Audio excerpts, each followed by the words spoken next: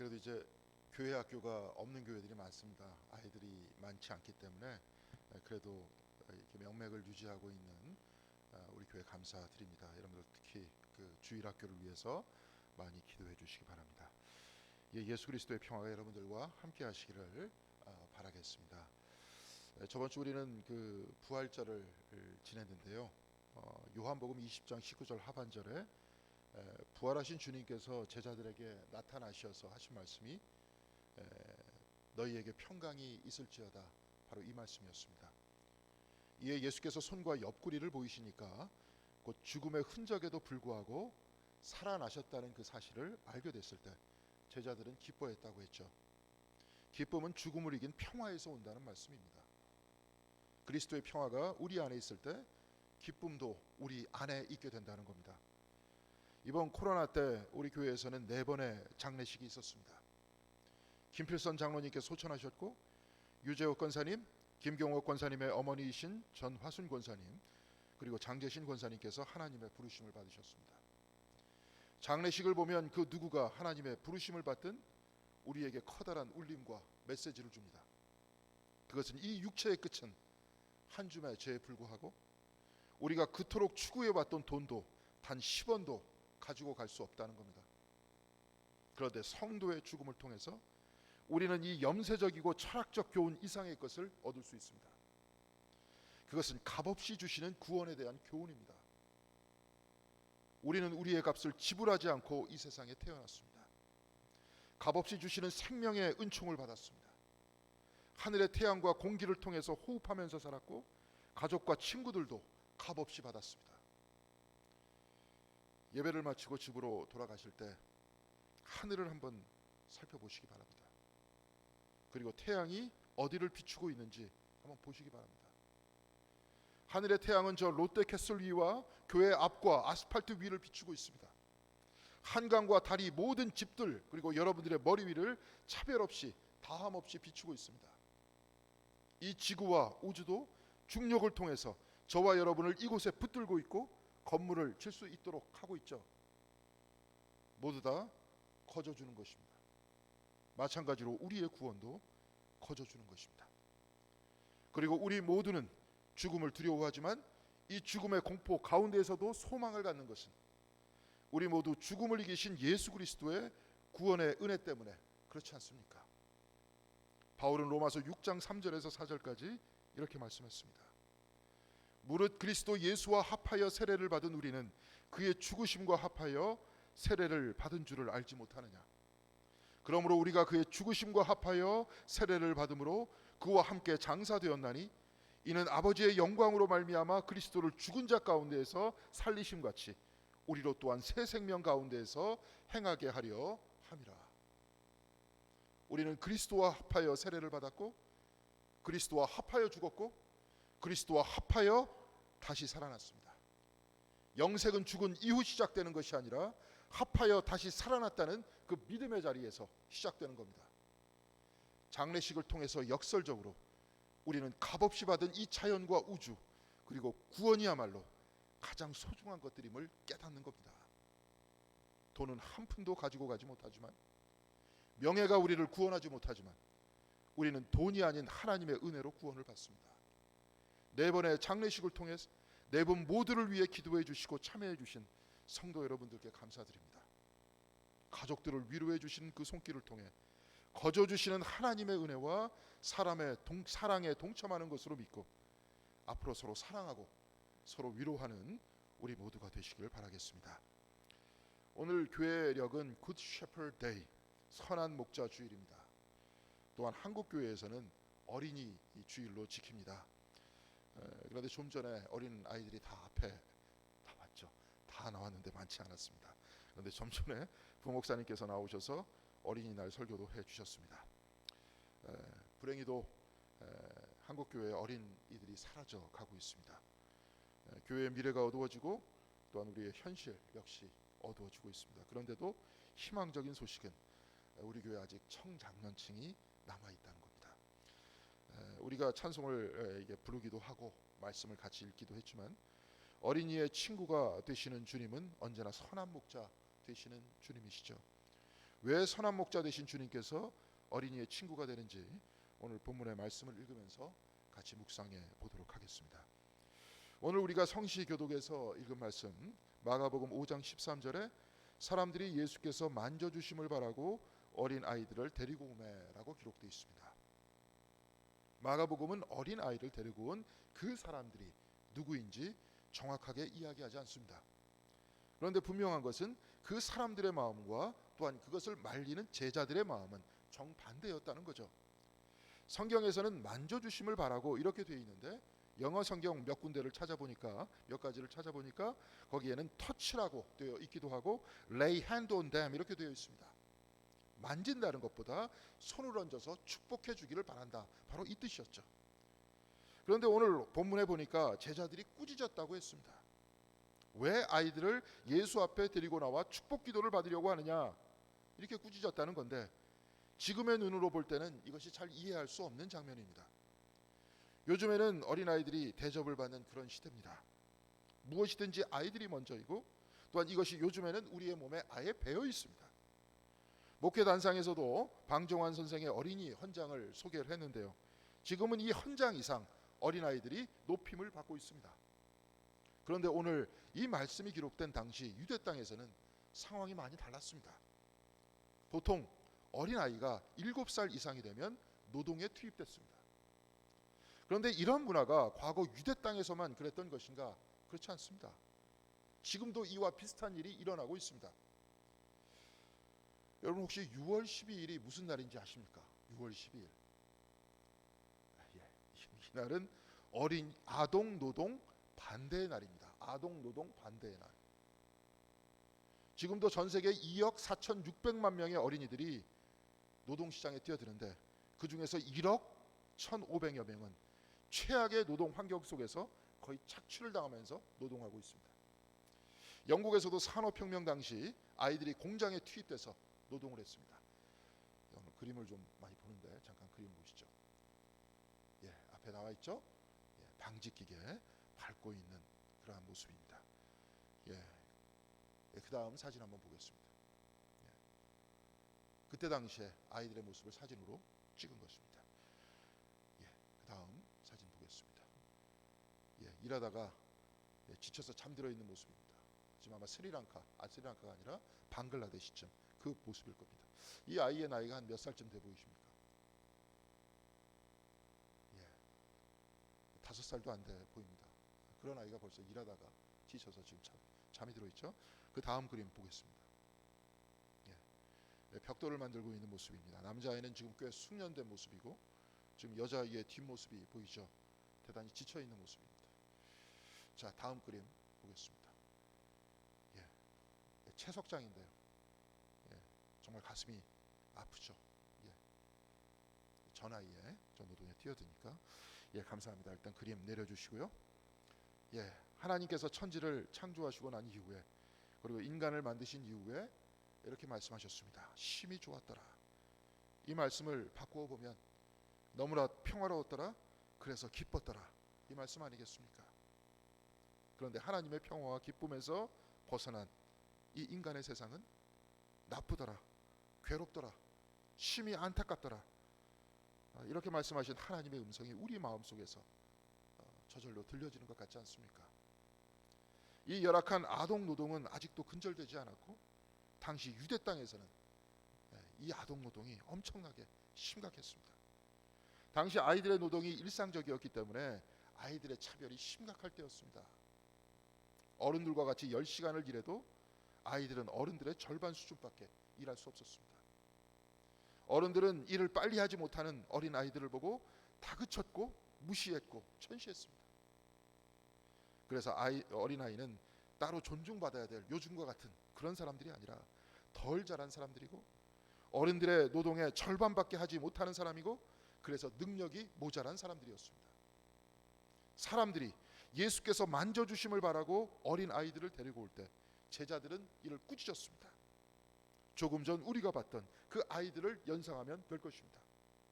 제자들은 당시와 같이 어린아이를 천한 자 취급했던 겁니다. 이를 더 연장해서 보면 하나님 나라는 저 어린아이들의 것이 아니라 자신들만의 것이라고 생각한 것이 아니겠습니까? 그런데 예수께서는 15절에 이렇게 말씀하십니다. 하나님의 나라를 어린아이와 같이 받들지 않는 자는 결단코 그곳에 들어가지 못하리라. 어릴 적 교회 학교에서 선생님을 통해서 들었던 동화가 기억이 납니다. 많은 분들 그 동화를 들었을 것이고 아마 읽어봤을 겁니다. 저만 알던 거인. 아름다운 정원을 가진 거대한 집에서 거인이 살았는데 아이들이 뛰어놀자 거인은 아이들을 내쫓죠. 그런데 아이들이 정원에서 사라지니까 그 정원에는 봄이 오지 않습니다. 마침내 깨달은 거인은 마당에 담을 부수고 아이들이 정원에서 놀게 했고, 다시 봄이 찾아온 그 정원에서 거인은 어린아이와 같이 놀면서 삶의 기쁨을 나누게 된다는 내용입니다. 이 동화에서는 예수가 어린아이로 나옵니다. 이 거인이란 곧 어른이고, 아이들이 사라진 삶은 봄이 사라진 인생과 같다는 뜻이 아니겠습니까? 이 거인은 또한 어린아이들에게 예수께 다가오는 것을 막고 있는 제자들과 같지 않습니까? 주님께서는 하늘나라를 제자들과 같이 받드는 것이 아니라 어린아이와 같이 받들어야 한다고 말씀하고 있습니다. 제자들은 차별했습니다. 마치 저만 알던 거인과 같이 제자들은 주님께서는 오직 우리만 만나고 우리만을 위해 말씀해 주셔야 된다고 생각했습니다. 나만, 우리만, 이 만자가 붙으면 이 만을 벗어난 다른 사람들을 차별하고 혐오하게 되는 겁니다. 예수께서는 어린아이들이 나에게 오는 것을 금하지 말라고 하십니다. 어린아이뿐이겠습니까? 문득병 환자도 예수 앞에 왔고 절름발이도 왔습니다. 혈루병 걸린 사람도 왔고, 심지어는 누가복음 7장 12절에서 13절에 한 과부가 죽은 독자를 들쳐업고 예수 앞에 나왔고, 백부장도 하인이 병에 걸렸다 해서 예수께 찾아왔습니다. 예수께서 만져주시기를 바라는 자, 이들 모두에게 하나님 나라는 열려 있다는 선언이 아니겠습니까? 거인은 어린아이를 내쫓았습니다. 제자들은 꾸짖었습니다.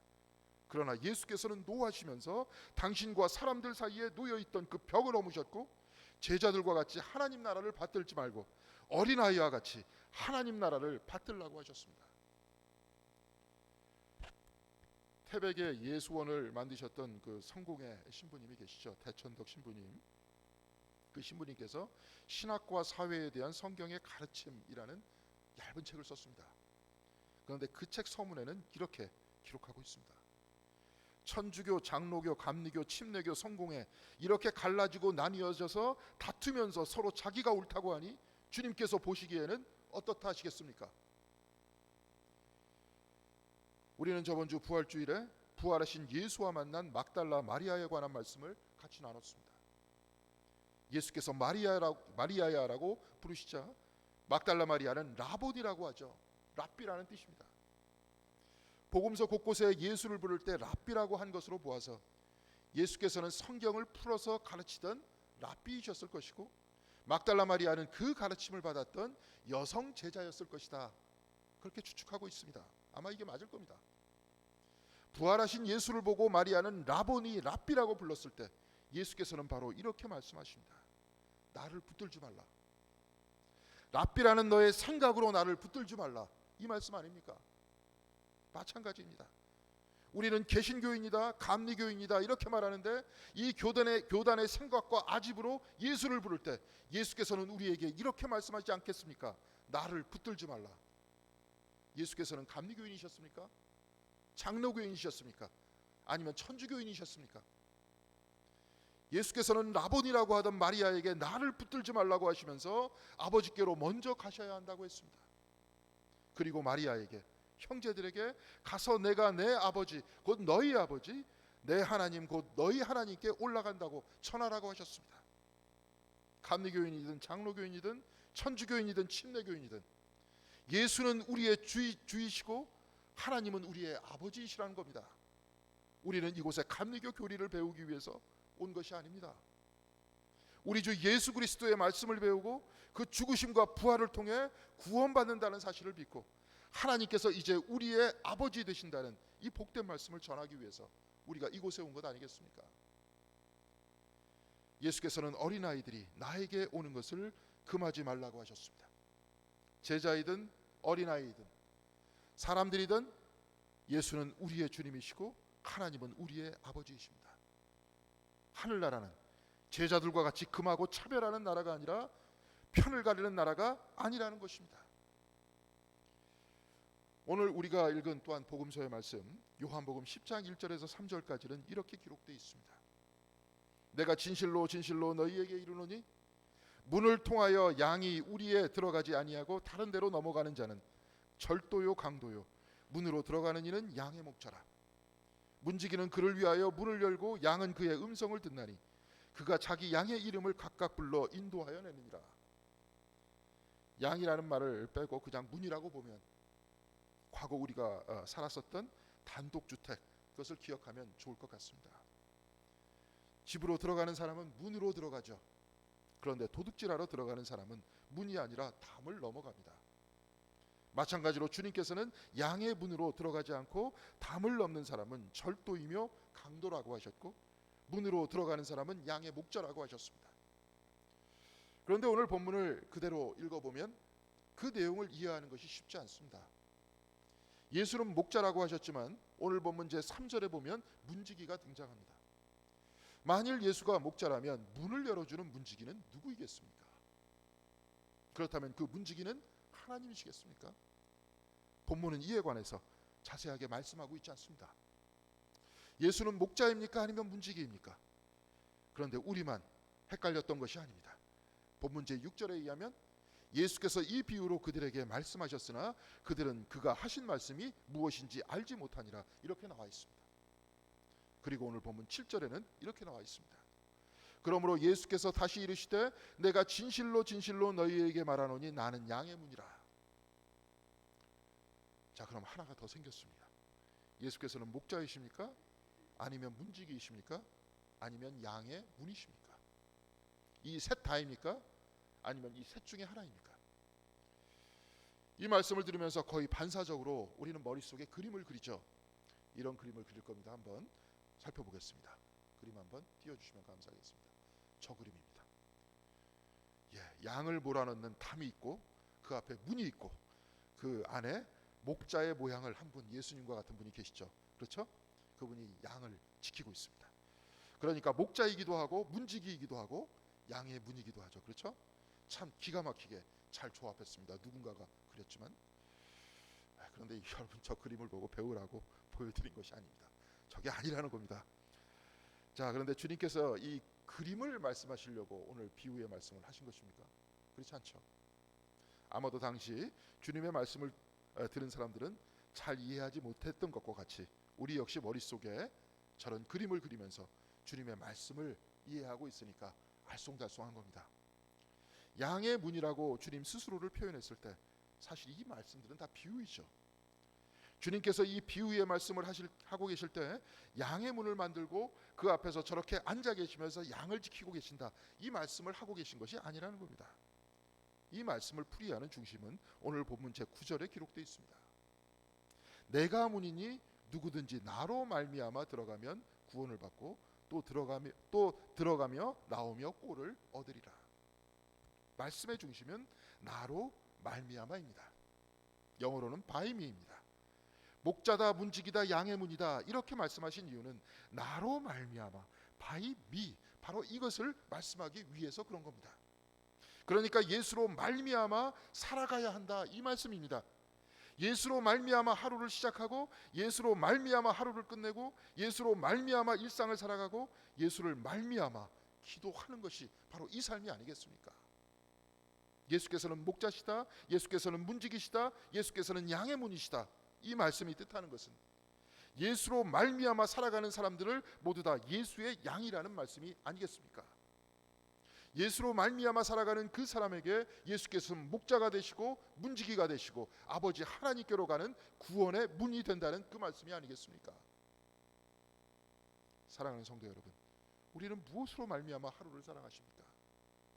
무엇이 내 삶의 중심이고 무엇이 내 인생의 푯대입니까? 예수로 말미암는 사람들은 예수의 음성을 듣고 당신의 목소리를 안다고 했습니다. 예수 앞에 어린이들도 왔고 병자들도 왔습니다. 절름발이도 왔고 문둥병 환자도 왔고 혈루병 환자도 왔고 심지어는 야이로의 죽은 딸도 예수 앞에 있었습니다. 예수 앞에 모두가 왔고 예수께서는 이들 모두를 하나님 나라의 백성으로 초대하셨습니다. 왜냐하면 이들 모두는 예수로 말미암는 사람들이었기 때문입니다. 그러나 예수 앞에는 바리새인도 있었고 사두개인도 있었고 헤롯도 있었고 빌라도도 있었습니다. 그러나 이들은 예수로 말미암지 않았습니다. 예수로 말미암지 않는 그 사람들에게는 치유도 없었고 위로도 없었고 그리스도의 대속도 없었고 부활도 없지 않았습니까? 예수로 말미암는 이들에게 기적이 있었고 예수로 말미암는 이들이 제 아무리 똑똑하고 예수로 말미암지 않는 이들이 제 아무리 똑똑하고 사회적 지위가 있었어도 이들에게는 아무 일도 일어나지 않았습니다. 예수로 말미암아 예수를 믿는 바로 그 사람들이 위로를 받았고 치유를 받았고 구원을 받았고 부활을 목격했습니다. 예수를 말미암아 살아가는 그 사람들에게 예수는 목자이고 예수는 문지기이고 예수는 구원의 문인 것입니다. 예수로 말미암는 사람, 바로 그가 예수의 양이고 예수의 사람이고 천국의 백성인 것입니다. 사랑하는 성도 여러분, 예수로 말미암아 살아가고 계십니까? 예수는 나의 목자 되시어 나를 이끄시고 예수께서 문지기와 같이 나를 지키시고 예수께서 나의 삶의 문이 되십니까? 예수께서 나의 전부가 되십니까? 시인 부흥사였던 이용도 목사는 그의 한 후배에게 보내는 서간문에서 이렇게 글을 쓰고 있습니다. 예수다. 우리 신앙의 초점은 예수다. 소망에도 예수요, 인내에도 예수다. 기도에도 예수요, 찬송에도 예수다.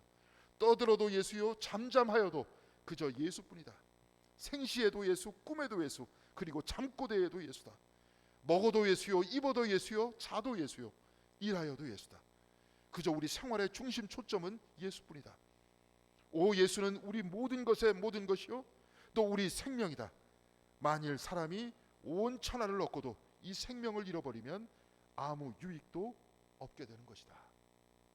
예수로 말미암는 사람, 그가 누구이든지, 그가 어느 나라 사람이든지, 그가 무슨 교파이든지, 그가 높든지 낮든지, 천하든지 귀하든지, 어린이든지 어린아이든지 모두 다 예수께서는 그의 목자 되시고 예수께서 그의 문지기가 되시고 예수께서 그의 문이 되신다는 겁니다.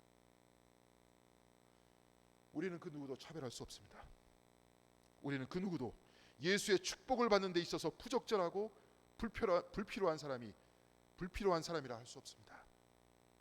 요한복음 18장 9절에 예수께서 붙들려 가실 때에도 이렇게 말씀하십니다. 이는 아버지께서 내게 주신 자 중에서 하나도 잃지 아니하였사옵나이다 하신 말씀을 응하게 하려 함이로라. 예수의 사람 그 누구도 예수께서는 단 하나도 잃지 않으신다고 했습니다. 그가 높든지 천하든지 한국인이든지 외국인이든지 백인이든지 흑인이든지 황인이든지 그 누구도 단 한 명도 잃지 않고 아버지께로 데리고 가신다고 했습니다. 사랑하는 성도 여러분, 여러분 한 분 한 분의 모든 삶이 예수로 말미암기를 바랍니다. 예수를 중심으로 예수를 통해 예수의 인도하심을 따를 때 우리 모두 예수의 양이고 하나님의 백성일 것입니다. 예수께서 교회의 머리 되신다고 하셨으니 예수께서는 우리 공동교회의 머리가 되십니다. 이로써 주님께서는 이 공동교회를 양의 문으로 삼으시고 우리 모두를 하나도 남김없이 하나님께로 인도하십니다. 예수께서는 이번 봄 우리 곁을 떠나신 김필선 장로님, 류재옥 권사님, 전하순 권사님, 장재신 권사님, 그리고 우리와 같이 신앙생활을 하셨던 그 모든 분들을 하나도 빠짐없이 아버지 하나님께로 천국으로 인도하셨습니다. 우리 공동교회가 구분과 차별 없이 모두에게 열려있는 양의 문이 되어서 이곳을 통과하는 모든 이들이 예수로 말미암아 살아가고 하나도 빠짐없이 천국으로 향하기를 주님의 이름으로 간절히 기원드리겠습니다. 기도하시겠습니다. 어린아이가 나에게 오는 것을 막지 말라. 그 누구도 나에게 오는 것을 금하지 말라. 주님, 우리 교회가 주님 닮은 교회가 되게 하시고 모든 이들이 예수 그리스도 앞에 치유와 해방과 구원을 얻었듯이 주님의 몸된 이 교회가 누구에게나 열려있게 하시고 이곳이 치유와 위로와 기쁨의 장이 되게 하여 주시옵소서. 어린이로부터 성인에 이르기까지 모두가 위로를 받고 영적 교훈을 배우며 하나님 나라를 위해 봉사하고 구원의 확신을 얻는 생명의 공동체 공동교회가 될 수 있도록 인도하여 주시옵소서. 이 모든 말씀 우리 주 예수 그리스도의 이름으로 기도드렸습니다.